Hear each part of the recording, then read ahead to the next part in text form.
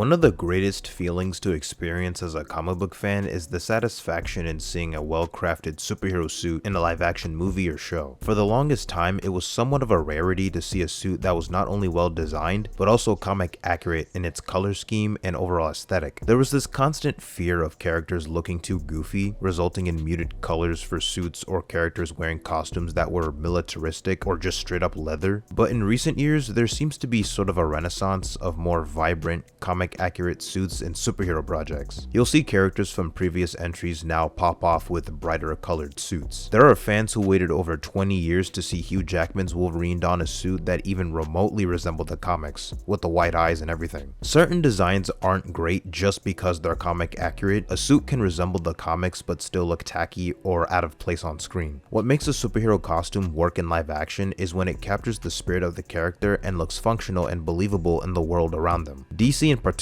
has been no exception to this, crafting some of the best modern live-action comic book suits ever put to screen. And I'm not gonna go over all the suits that are decent or the ones that make you think, yeah, that's pretty neat, or that's a solid suit right there. I'm talking about the absolute best of the best over the past decade. The ones that make you wanna go, holy shit, I'm gonna come. The suits that will be listed are not ordered in any way, shape, or form, so me mentioning a suit before another means absolutely nothing. I'm just going over some of my personal favorites. So let's not waste any more time. What better way to start things off than with arguably the greatest superhero suit ever created for the CW Arrowverse, and my personal favorite live-action Superman suit, that being the Kingdom Come suit worn by Brandon Routh in the Crisis on Infinite Earths crossover event. This suit is so goddamn sexy. Thank God I'm not making this video in November. It's kind of a visual redemption for Brandon Routh's Superman in terms of the costume he wore. The suit in Superman Returns wasn't bad, but they messed up on what you'd think would be the tiniest details that ultimately hindered the suit in its entirety. They almost had it. Just a couple of tweaks and it would have been spectacular. First of all, the suit has an ugly shade of red. The logo on the chest is way too small, and for some reason it shows up on the front of the belt buckle as well, which is redundant. The crest should additionally only be added to the back of the cape in the event of getting some good back shots, because Superman back shots in any medium go insanely hard.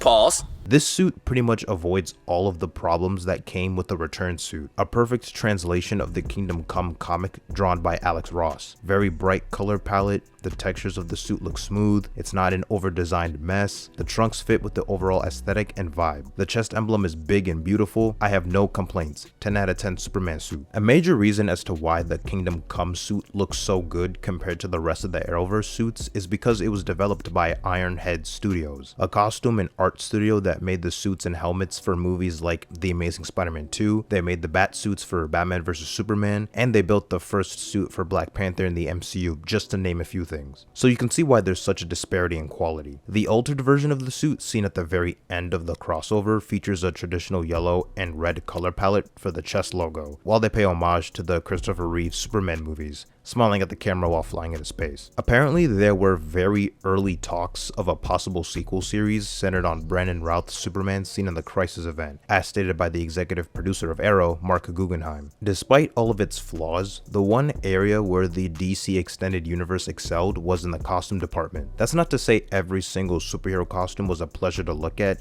there were a few mishaps along the way, but for the most part, the costumes represented the characters very nicely. Batman in BVS was one of the most decked out players in that whole universe. His base suit in the movie is still my personal favorite live-action Batsuit to date. That might be a bit of a hot take given the praise surrounding the Batsuit Robert Pattinson's version of the character wore in The Batman. Don't get it twisted, I like the suit. Pattinson's is solid. His was better. I remember the internet going nuts when the first look at Ben Affleck's Batman was revealed a couple of years before the movie's release, him aura farming standing next to the new Batmobile. This was one of the first big theatrical Batsuits to go for the more black and gray aesthetic instead of the typical all black armor seen in the previous Batman movies, adapting a more comic cloth-like appearance more reminiscent of The Dark Knight Returns, which was a major visual inspiration for this iteration of Batman. This is essentially what a lot of fans were looking for in terms of the physicality and visual prowess of Batman, seeing his agility and combat effectively conveyed on screen while also being this towering figure.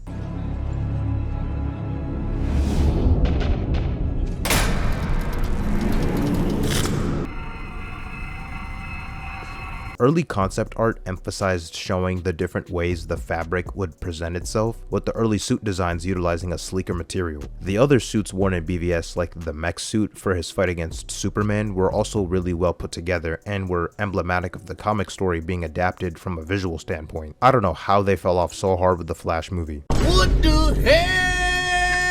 A cool attention to detail in the base suit was the deliberate showcase of the battle damage it had sustained over the years, since this Batman is a veteran and has been operating as a vigilante in Gotham for a long time. You might not notice it at first glance, but you'll see all kinds of wear and tear from head to toe, some scratches, bullet holes, and the ends of the cape being torn up. The Aquaman movies, directed by James Gunn, might have some of the best designed costumes out of any comic book movie. It's insane how good the suits for the heroes and villains are in those movies, a massive upgrade for Aquaman compared to his suit in Justice League. It's crazy to think about how clowned on Aquaman was prior to the release of his first solo movie, him being the butt of jokes and deemed as the lamest member of the Justice League, yet he would somehow have the highest grossing movie in the entire DCEU and have one of the best crafted comic book suits ever made in live action. The vibrancy of the green and gold color palette, it's genuinely an impressive feat. Black Manta's design is what convinced me even further to appreciate the costume design of the Aquaman movies so much, because at the time, I thought Manta's suit in the first movie was already tough. Thought that was the epitome of comic book accurate suits for villains in movies, and there wasn't much room for improvement. Boy was I wrong, because they somehow made an even better looking, more comic accurate Black Manta design in Aquaman and the Lost Kingdom. Much more sleek while still maintaining a good looking texture. Felt like a natural evolution. The suit is literal perfection. Surely the sauce would be limited to Aquaman and Manta, right? There's no way they'd be able to adapt someone like Ocean Master without it looking too silly or goop.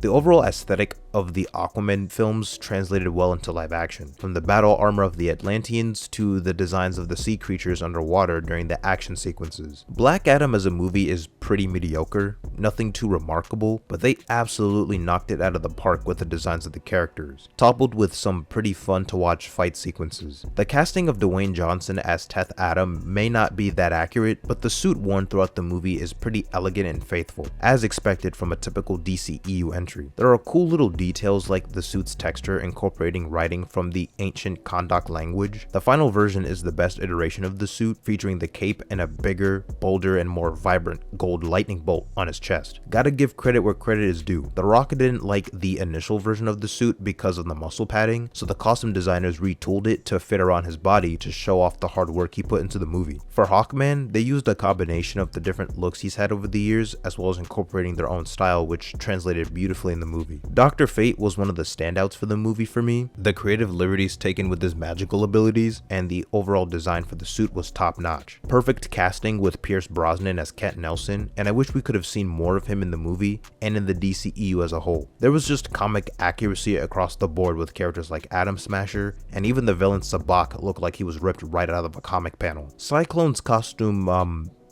exists, I guess. I think the one that surprised me the most when learning about the development process of the movie in real time was the practical design for Blue Beetle. I wasn't really sure what to expect before the trailers and promotional material started to kick off, but I wasn't expecting it to be as comic accurate as it was in the movie. I can recall being genuinely taken aback seeing the photos that were roaming around online about a year before the movie released in theaters. By then, I'd assume it would look even better on film if it looked this good practically via leaked set photos. And sure enough, I was right. It is the pitch perfect adaptation from the comic panel to the big screen, and I'm hoping to see more of the suit in the DCU. Not too shabby for the theatrical debut of Jaime Reyes as Blue Beetle. I really like the fact that it's an actual practical suit rather than a mocap suit made to look real with CGI. Smallville's adaptation of Blue Beetle with the effects at the time walked so that the DCEU's version could run with a kick-ass suit and decent special effects. There's really nothing to complain about. It's a top-tier comic book suit. Plain and simple. Capping things off with the TV side of things, there's this little TV show called Titans. I don't know if you've ever heard of it. Might have made a couple of small videos in the past going over my thoughts on it.